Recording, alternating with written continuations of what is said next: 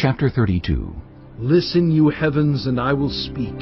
Hear, you earth, the words of my mouth. Let my teaching fall like rain, and my words descend like dew, like showers on new grass, like abundant rain on tender plants. I will proclaim the name of the Lord. O praise the greatness of our God. He is the rock. His works are perfect, and all his ways are just. A faithful God who does no wrong. Upright and just is he. They are corrupt and not his children. To their shame they are a warped and crooked generation. Is this the way you repay the Lord, you foolish and unwise people? Is he not your Father, your Creator, who made you and formed you? Remember the days of old. Consider the generations long past. Ask your father, and he will tell you, your elders, and they will explain to you. When the Most High gave the nations their inheritance, when he divided all mankind, he set up boundaries for the peoples, according to the number of the sons of Israel. For the Lord's portion is his people, Jacob his allotted inheritance. In a desert land he found him, in a barren and howling waste. He shielded him and cared for him. He guarded him as the apple of his eye, like an eagle that stirs up its nest and hovers over its young, that spreads its wings to catch them and carries them aloft. The Lord alone led him. No foreign god was with him. He made him ride on the heights of the land, and fed him with the fruit of the fields. He nourished him with honey from the rock, and with oil from the flinty crag, with curds and milk from herd and flock, and with fattened lambs and goats, with choice rams of Bashan and the finest kernels of wheat. You drank the foaming blood of the grape. Jeshurun grew fat and kicked.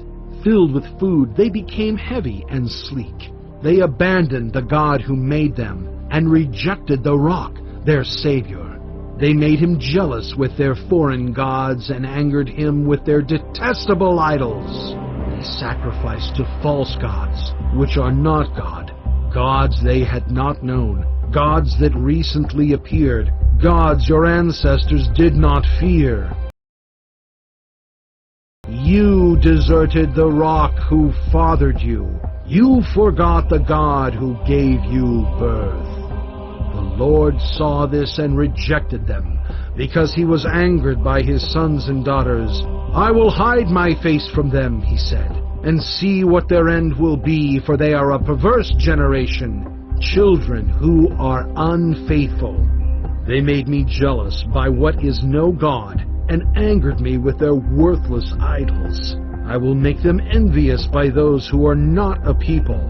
I will make them angry by a nation that has no understanding. For a fire will be kindled by my wrath, one that burns down to the realm of the dead below. It will devour the earth and its harvests, and set afire the foundations of the mountains. I will heap calamities on them and spend my arrows against them. I will send wasting famine against them, consuming pestilence and deadly plague. I will send against them the fangs of wild beasts, the venom of vipers that glide in the dust. In the street the sword will make them childless. In their homes terror will reign. The young men and young women will perish, the infants and those with gray hair.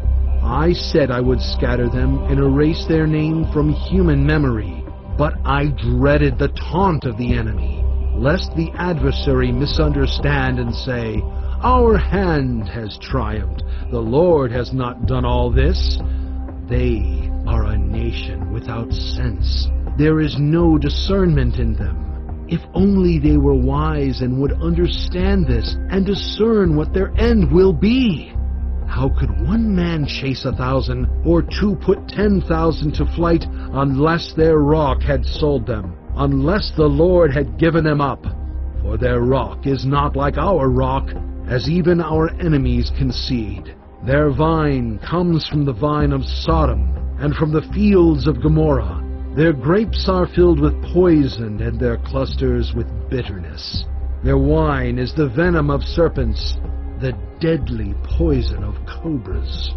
Have I not kept this in reserve and sealed it in my vaults? It is mine to avenge. I will repay.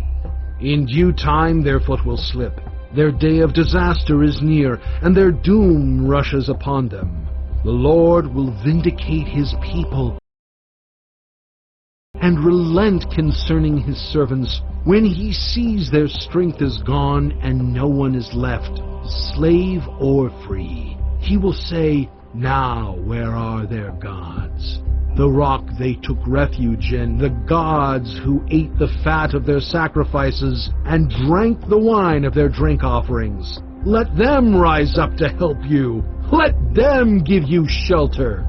See now that I myself am he. There is no God besides me. I put to death, and I bring to life. I have wounded, and I will heal, and no one can deliver out of my hand. I lift my hand to heaven and solemnly swear, as surely as I live forever, when I sharpen my flashing sword, and my hand grasps it in judgment, I will take vengeance on my adversaries and repay those who hate me. I will make my arrows drunk with blood, while my sword devours flesh, the blood of the slain and the captives, the heads of the enemy leaders. Rejoice, you nations, with his people, for he will avenge the blood of his servants. He will take vengeance on his enemies and make atonement for his land and people." Moses came with Joshua son of Nun and spoke all the words of this song in the hearing of the people. When Moses finished reciting all these words to all Israel, he said to them, "Take to heart all the words I have solemnly declared to you this day, so that you may command your children to obey carefully all the words of this law.